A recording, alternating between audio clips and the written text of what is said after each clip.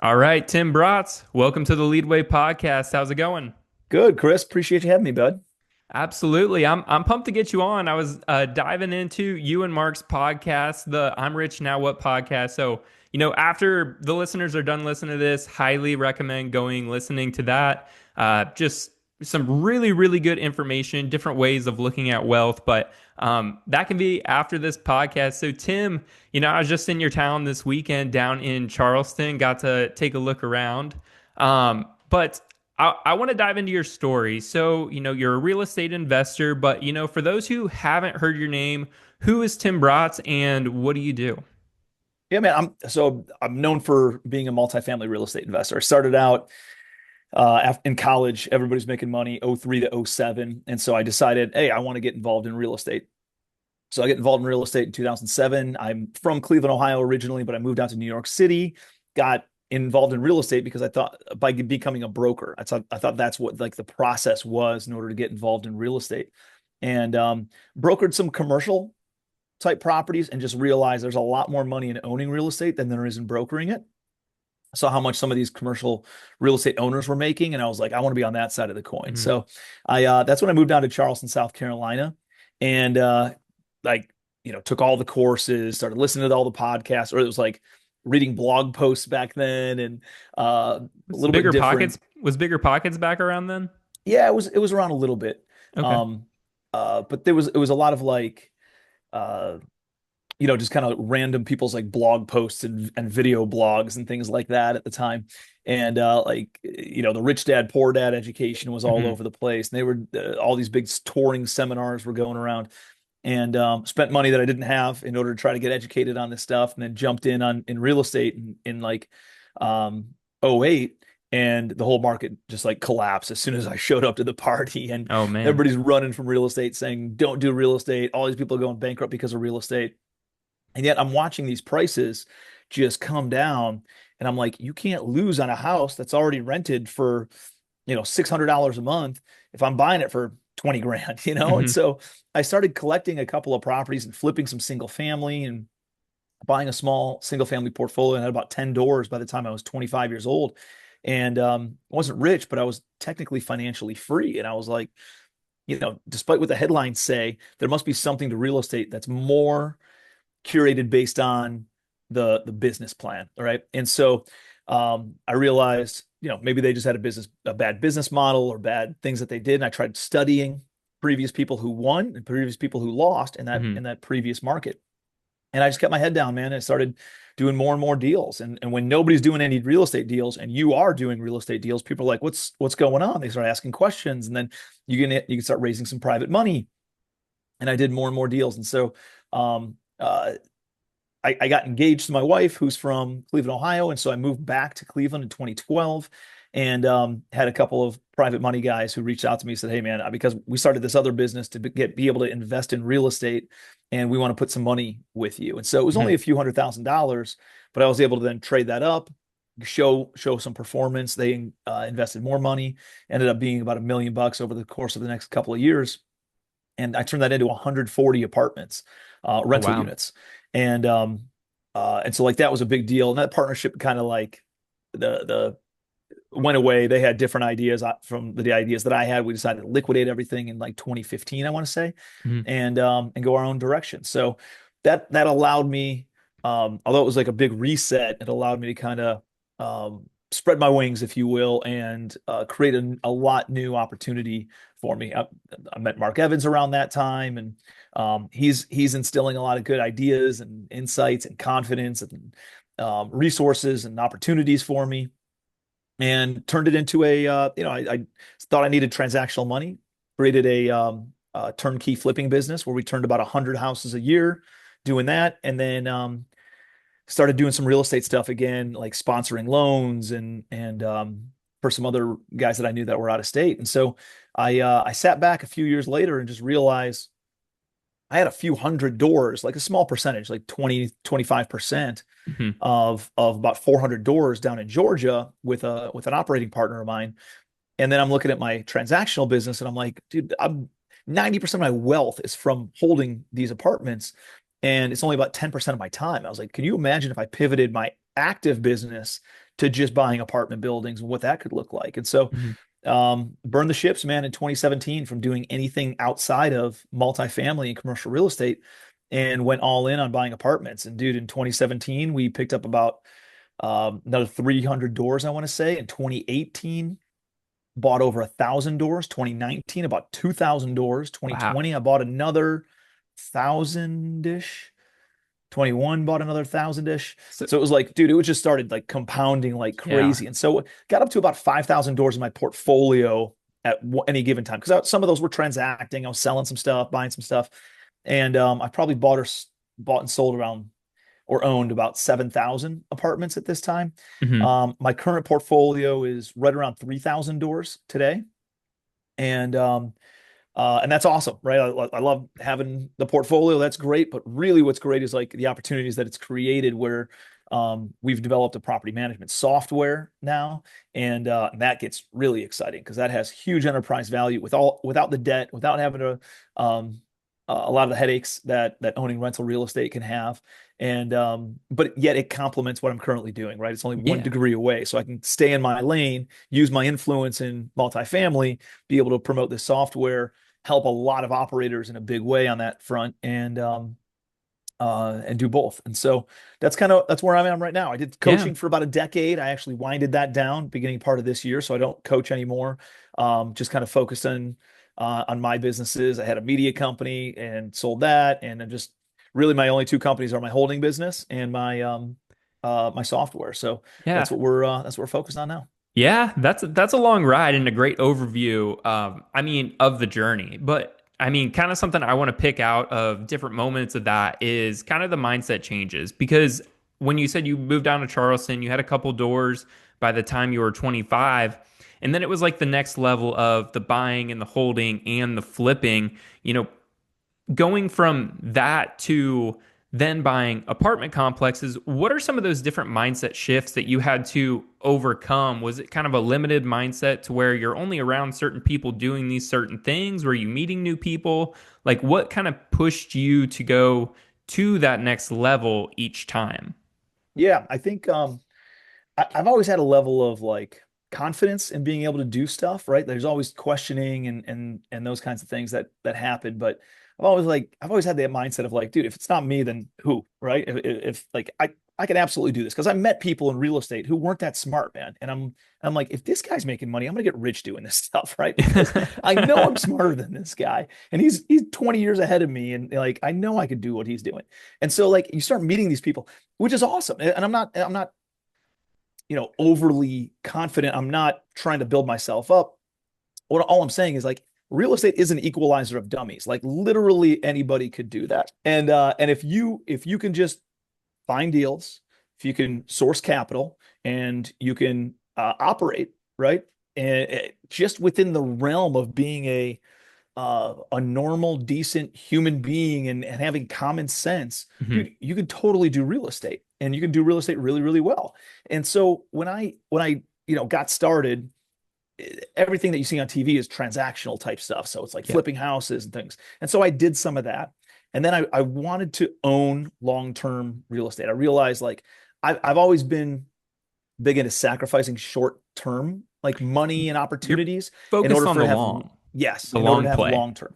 And that's been a key, I don't know, probably successor of mine, or success element of mine over the course of my career because I've always focused on what's best for the long-term decision, right? What's the best uh, short-term decision that I can make for the long-term successes.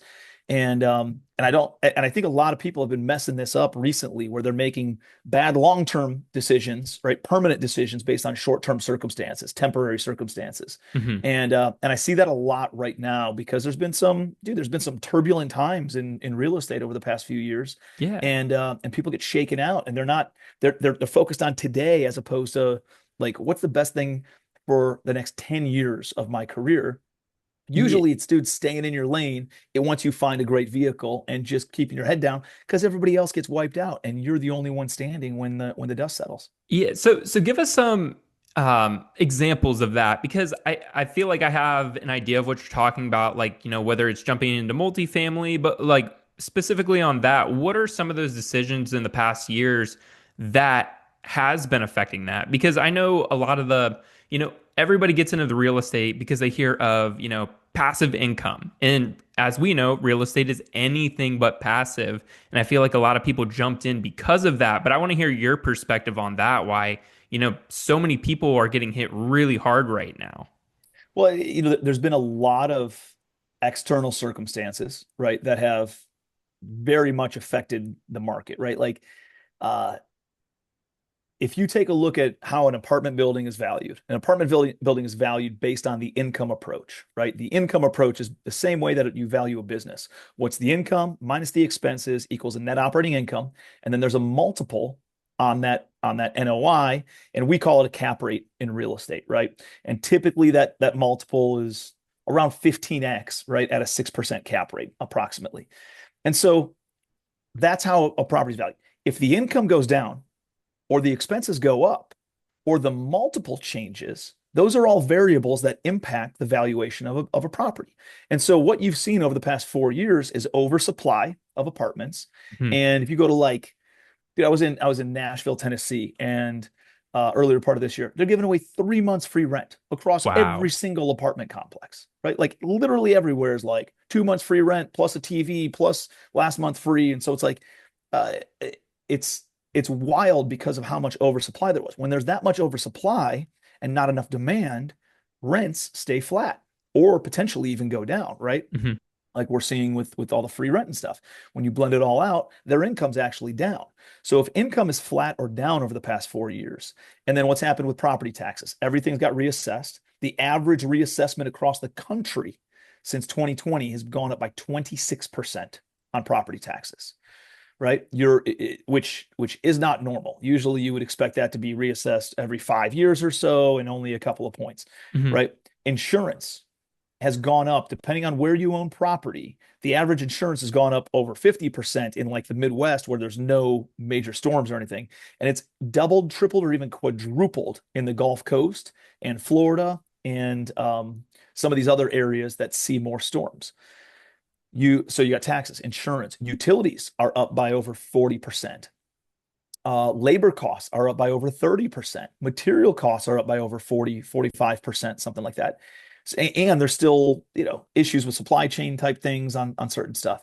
So it's like literally every single line item on your expense has gone up and it's Mhm. gone up dramatically while income is not going up. So those things negatively impact the NOI on a property.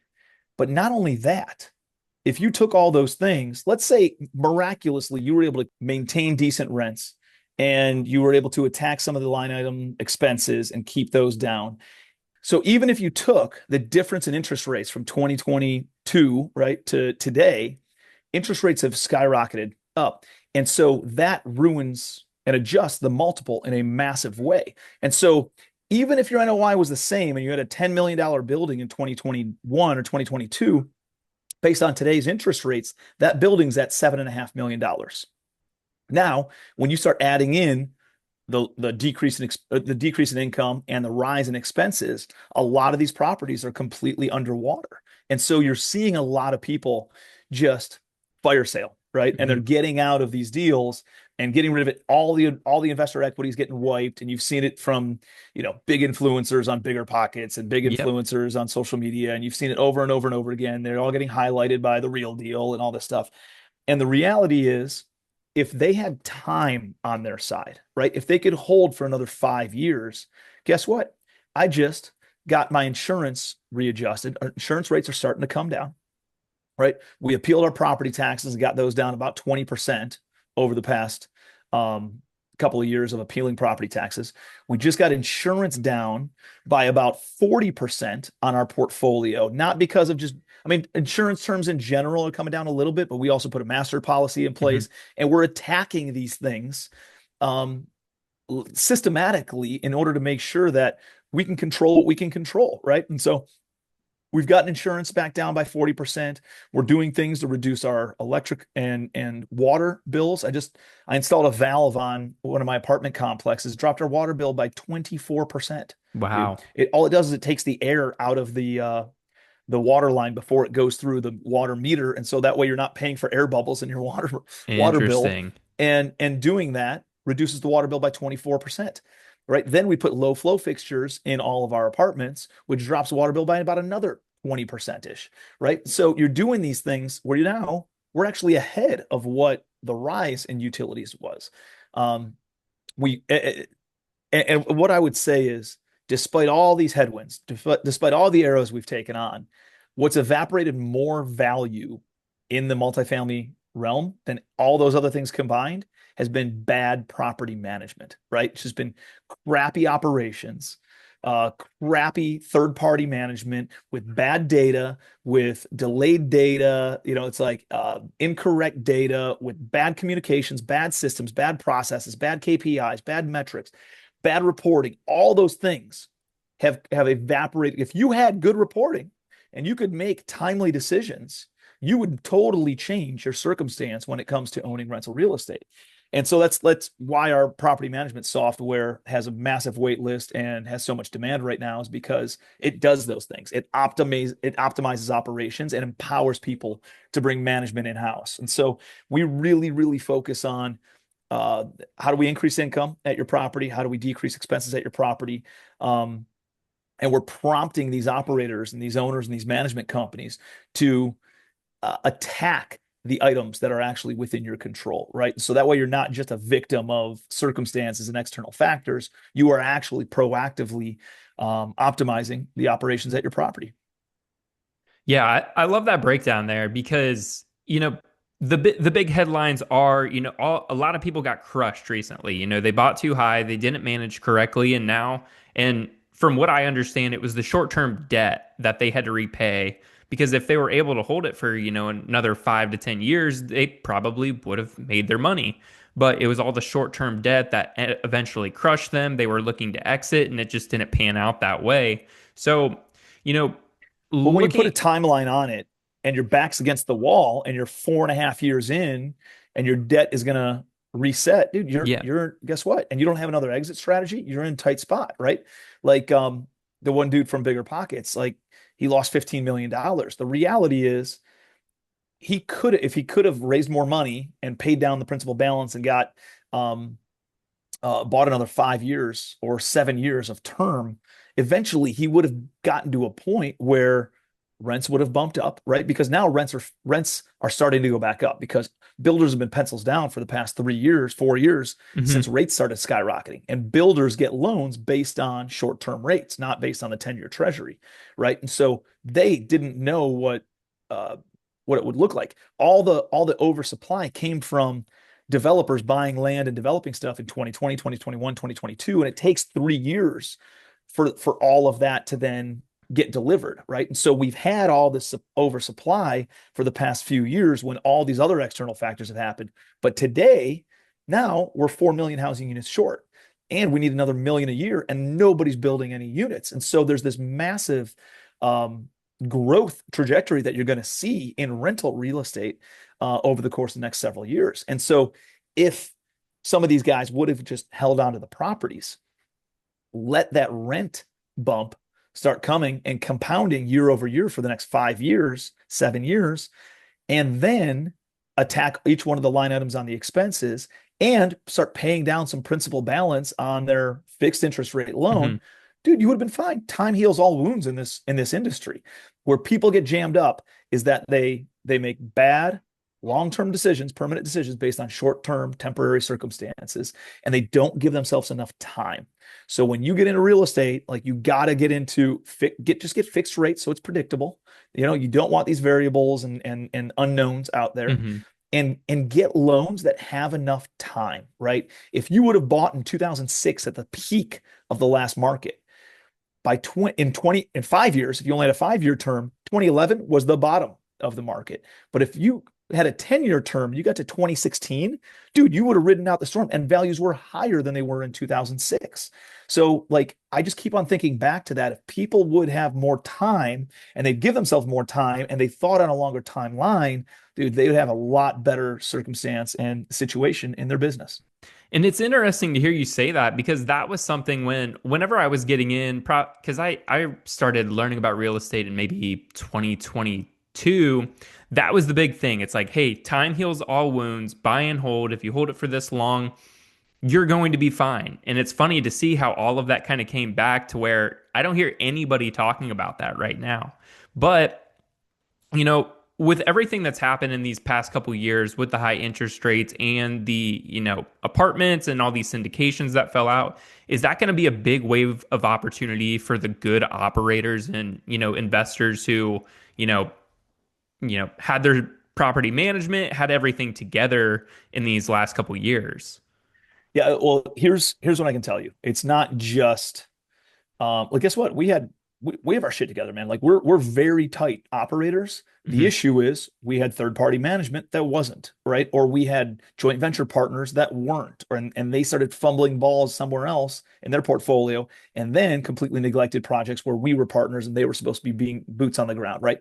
So like there's this systemic failure in the whole system, and and I'll give you another example is like lenders. Like I know of a debt fund that's got about $2 billion out there in play, and they have a loan with us, right? And dude, they're dealing with this on across every single one of their properties, across every single one of their borrowers, across everything that they're like it's just arrow after arrow after arrow. Then we had another loan, a construction loan with one company out of I guess they were out of Seattle or something, a debt fund. Dude, and they started dropping and losing deals left and right where they just started having to call loans due and they wouldn't play ball with any Wow. sort of extensions or things like that. And so then, even though we were doing all the right things and somebody else screwed up that was a borrower of theirs, they couldn't work with us because they needed the liquidity back in order to float bad deals that they had somewhere else. So like there's things like that that could still impact positive like good owners and good operators. I Hmm. know a guy who's third generation out of Texas who owns almost 30,000 doors. Dude, and he's like it's just been nonstop getting hammered on stuff.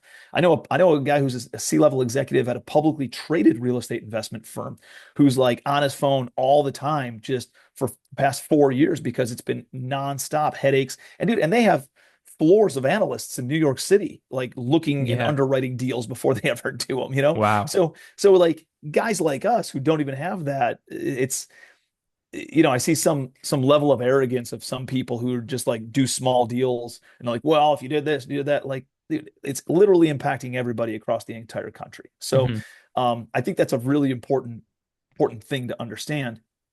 Um, but also, you asked, is there going to be opportunity? And the answer is yes, absolutely. There's always opportunity, right? There's always struggle and there's always opportunity, and Hmm. there's always a balance of the two.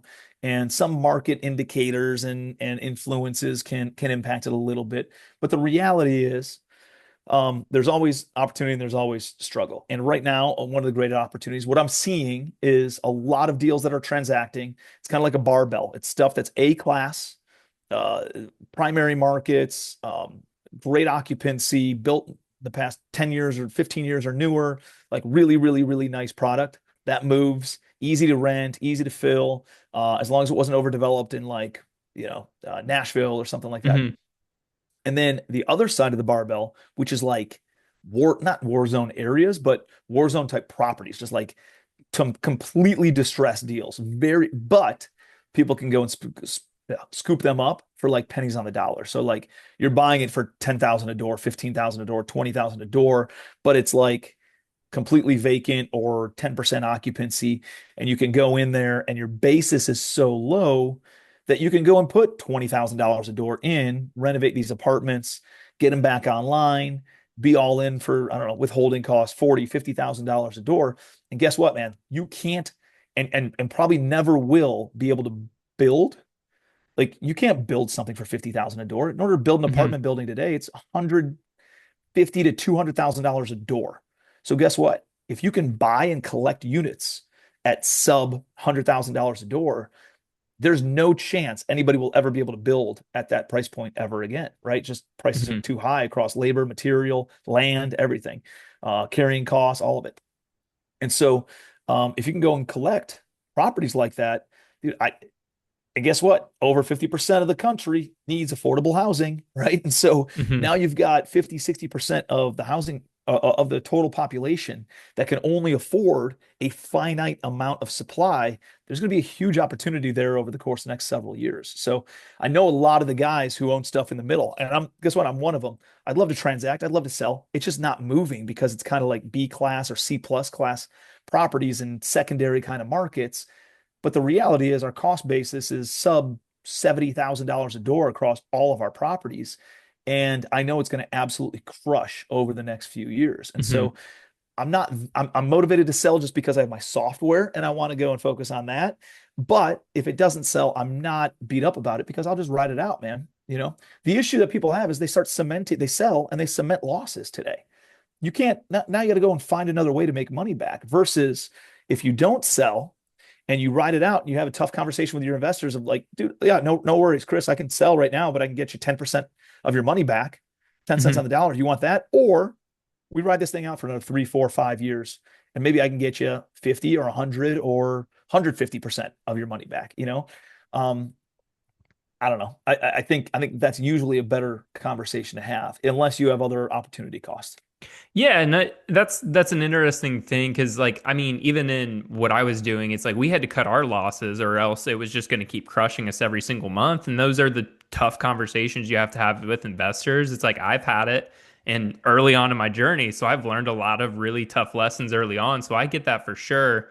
So talking about your AI software for property management, let's dive into that. Where did you see the need? How did this start developing? And where is it now? Yep. So it actually started like in 21. I think it was about 5 years ago. One of my big investors is a very, very high level engineer, like worked for world-class organizations like Northrop Grumman and Rockwell Automation, and was very, very high up and Hmm. did some pretty wild stuff. And so he's got this incredible PhD engineering brain, and came in and said, "Hey, man, like I'd love to." He wrote a big check, and it was into a deal for, I don't know, $1 million, call it.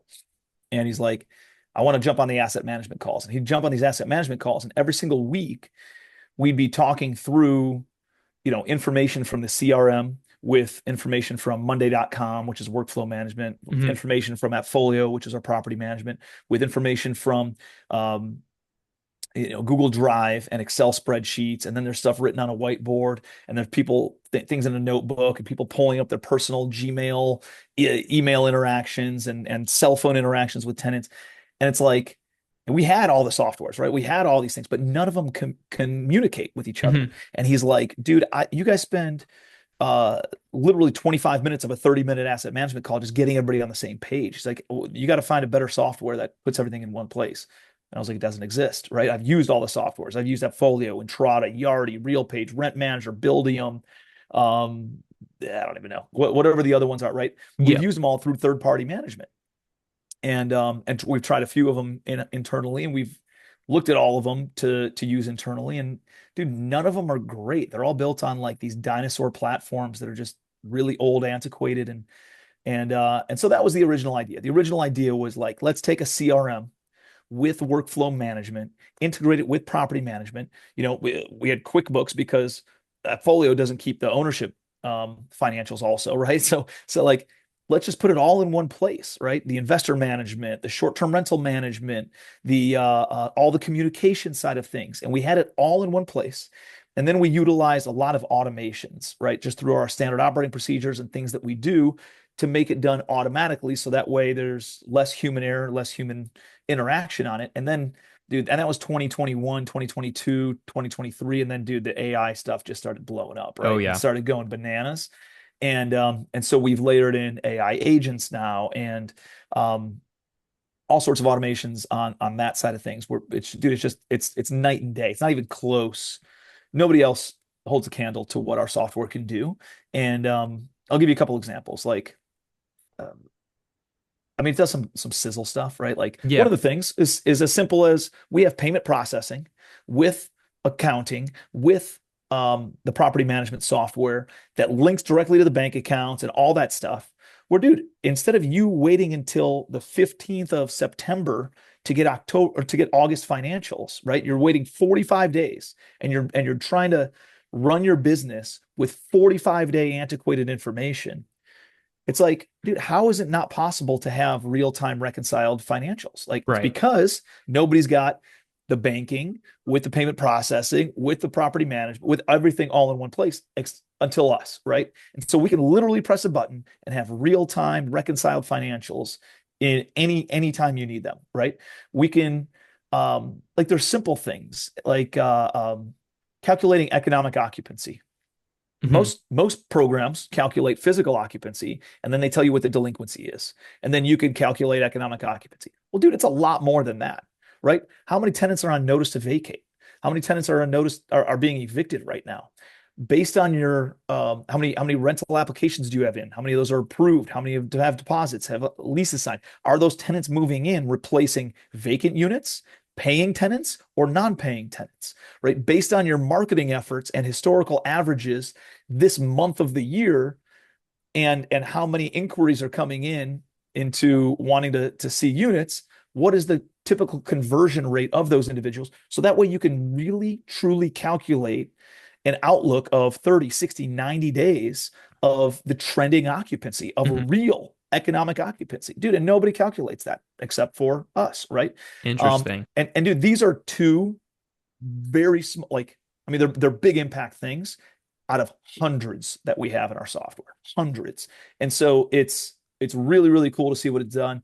We can quantifiably show people a 10% boost in income, which might not seem like a lot, dude, but if you're at 80% occupancy, that's usually break even with all your expenses and debt service. So going from 80% occupancy to 90% occupancy is 100% of your cash flow, Yeah. 100% of your profits and your ability to pay preferred returns and things like that. So we can show a 10% quantifiable increase in that. We can show a 20% reduction in expenses. So when all expenses have gone above a 50% expense ratio, we can get it back down into that 40% range now. And very quantifiably show that. And we can show a 30% reduction in redundant tasks and headaches and issues and errors to just show operational efficiency in what your team could do. And dude, if you think of it that way, of removing 30% of your tasks, and you have a property, let's say you have a 200 unit building with three property managers, the reality is you could probably get rid of one of those and save Hmm. another 60 or $70,000 a year salary, which goes straight to the NOI, which now positively impacts the enterprise value of that property. And so that's how we've looked at this, is just how do we optimize income? How do we reduce expenses? How do we create additional efficiencies? Because those are the metrics that actually matter on a multifamily property. Yeah. Now, is that service live yet, or are you just your team using it? Yeah, so my team's been using it, and we kind of got all the trains of the station at the same time from a development side and partners with the marketing side and all that Okay. kind of stuff. And so it is live. We're onboarding our first we have our first client actually using it right now, and we have about 1,000 doors that are going to be onboarded of external users in September. And so we're super excited about that, and we'll be onboarding probably a couple thousand a month throughout the end of the year, and then and we'll probably ramp it up to about 5,000 per month in the new year. So yeah, man, I mean it's awesome. It's if you add up all the different uh, costs that I was paying, I pay about $300,000 a year for our softwares right now. Hmm. This will drop to about 150. Right. Wow. So it drops just like that cost is massive, but it also helps all the costs on the property level side of things. It makes it way easier to in-house manage. Just everything, or we look at it with the big, hairy, audacious goal of how do we 100% automate Hmm. property management, right? Where there's no human interaction anymore. And I don't know if it'll ever get to that, maybe, but when you look at it through that lens, you start asking yourself better questions, you start getting better answers and coming up with better ideas. So we're super, super pumped about it, man. And anybody who's looking for that, it's just called Smart Management. It's smartmanagement.com. You can schedule a demo and my team will get on a call with you and you can learn a little bit more about it. Yeah, I'll make sure if you send me the link, I'll make sure to add that in the show notes. And I know we got to get you out of here in a few minutes, but one of the last questions here is how has a business like that kind of changed? What are the changes you've had to go through for a business like that compared to real estate? Because Yeah, they are a little bit of the same, but the real estate versus the property management and building software, those are two different things. So, very what are some much. of the learnings and what have you had to do to develop to, be in a business and develop a business like that? I think you got to get really, you have to understand your humility of like, what value can I bring to this? Right. And I very much realized early on that I don't know anything about the tech and dev side of things. And it was never of interest to me because I didn't want to go through I know how much it takes to Hmm. become an expert at something. And dude, it takes years and years and years of your life in order to dedicate. And that's what, a lot of people going back to like what we talked about before, a lot of people jump and, they're not where they want to be in their career 3 years in. So they quit and they jump to something else, dude. And they never progress forward in their life and in their career because they jump. And I see that with businesses too, people going from, um, going from real estate to getting into forex trading and then e-commerce stores and then cryptocurrency and then whatever else, buying blue collar businesses. Like there's always a fad. There's always something that pulls people away and is a dangling carrot for or a shiny object, right? That's going to distract you from something. Instead, put your head down and become an expert. So by me becoming an expert in multifamily, I knew what value I could bring. And the value that I could bring is twofold. One is from an operational experience, right? This wasn't built by some tech bros out of Silicon Valley who have never operated real estate at a high level before. This was built by operators for real operators of real estate, right? So we can give real value on that front. And then the other thing is I'm fortunate enough that I've developed a lot of influence in the multifamily space. And so I have a network. I have thousands of people who have come through our educational program over the past decade. I used to have a mastermind and merged that with Collective Genius, but I still have the influence over there because I still speak on their stage every quarter. And so things like that, I can absolutely promote the software and get it out to my network and share. Like we have a email list of hundreds of thousands of people on it that we can then promote it to, right? Like there's a Hmm. lot of things like that where we've got the business insights, the operational insights, the marketing insights that we can bring to the table. Then I just needed a partner on the dev side. And fortunately, this partner that I found wasn't some dude overseas, right? In some other country that was just like a tech guy doing it for a fee. No, he put up half the money. I put up half the money, right? Hmm. He left his career in order to do this on a full-time basis. And he's like, Tim, I wouldn't be doing this if this wasn't $1 billion opportunity. I would have stayed at my Wow. job. And so that gives you a level of confidence in what he sees in what you're building. And I know that our operations, right? Like we've coached thousands and thousands of people on this. I know that we have it really dialed in. And so just by merging those two things, letting him stay in his lane, letting me stay in my lane, and then utilizing a lot of the resources and stuff that we have, the attorneys, right? The CPAs, we've been able to raise capital in a form of like a syndication for our software where we didn't have to give up 80% of the software to our investors or some VC firm. No, we did it like a syndication. We pay a preferred return. They're going to get their money back, right? They don't have to buy in at a valuation, sell at a certain valuation. Hmm. No, it's like their money's on our balance sheet. And they get a little piece of equity, so they do get to ride the upside. And then we put these awesome tax advantages in place. Like we've always raised money from um, for depreciation at the end of the year, every year on our real estate stuff. And this was a huge opportunity that we were able to give even more depreciation through our tech software, right? Because you can depreciate 100% of it all in the first year. And so there's some really cool things that we were able to do based on our experience, but also knowing where the gaps are. Like, dude, Hmm. as soon as this gets to, like, we onboard 100,000 doors, which we have a wait list of roughly that. Um, Now, how many people convert and all that, who knows? But if we onboard 100,000 doors, this is a $400 million company, right? Wow. And our goal is to hit 500,000 doors in the next 6 years, which would put it around $2 billion. Um, Those aren't small numbers. no, they're not small numbers, but I also realize, dude, I've built a our real estate portfolio at its peak was probably $100 million, right? It's probably 325-ish right now.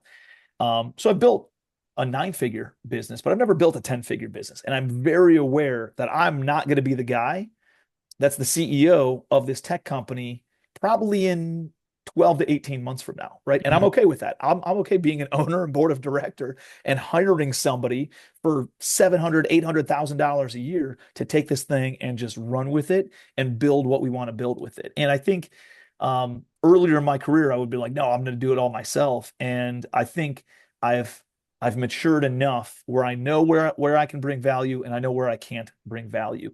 And where I can't bring value, I got to bring in A players, right? People who rip the ball out of your hands and say, dude, get out of my way. Let me take this and roll with it. That's an A player. An A player is somebody that you're interviewing and they're teaching you during the interview, right? Instead of you trying to teach them. Mhm. That is a true A player. And those are the types of people that we've attracted to our organization and we're building out the C-suite with. So we're pumped about where it's going. I think we all want it to go faster, right, than it ever does, all of us entrepreneurs. But the reality is, if you have a long-term goal and you're building something really worthwhile, dude, just be patient and it will compound and it will hit where you want it to hit. Yeah, it'll be awesome to check back in a year or two just to see how much that has grown, what you guys are doing on that business side. But Tim, what's the best place to follow along in your journey? Follow you. Where's the best Yeah. place to go? Yeah, connect with me on Facebook and Instagram at Tim Bratz. And I'm active. I'm always putting out content. It's all value driven. I don't have anything to sell anymore. Right? I obviously have my property management software, but um, we're just trying to help real estate entrepreneurs with their journey and general entrepreneurs. We talk a lot about business stuff, me and Mark, and wealth, personal finance, those kinds of things. So you'll see a lot of that. If you're interested in real estate, if you're interested in entrepreneurship, if you're interested in personal finance and lifestyle design. I do a lot of traveling and fun stuff on that regard. Then definitely connect with me on social media. I'm always trying to put out content that falls inside of one of those 4 categories. Awesome, Tim. I'll make sure to put all of that information that we discussed in the podcast today in the show notes. But Tim, thank you so much. I appreciate your time. Chris, thanks for having me, buddy. Appreciate Ab- you and keep on giving a lot of value, man. This is awesome. Absolutely. Absolutely. This has been Tim and Chris on the Leadway Podcast.